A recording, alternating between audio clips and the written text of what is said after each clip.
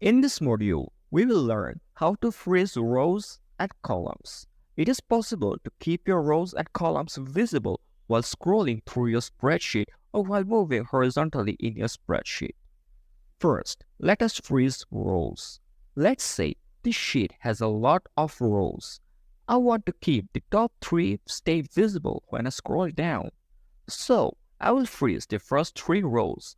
I will keep the third row as the last visible row while scrolling. So, I will select the last row I want to stay visible. Then go to View. Then select Freeze. I will select up to row 3. Now, when I scroll down, you can see the upper 3 rows stays visible. Now, if I want to unfreeze them, go to View, select Freeze, and then select No Rows, and it is undone. Similarly, you can freeze columns. Select the column header, go to View, select Freeze, and select up to one column. Now, if you move horizontally, you can see it stays visible.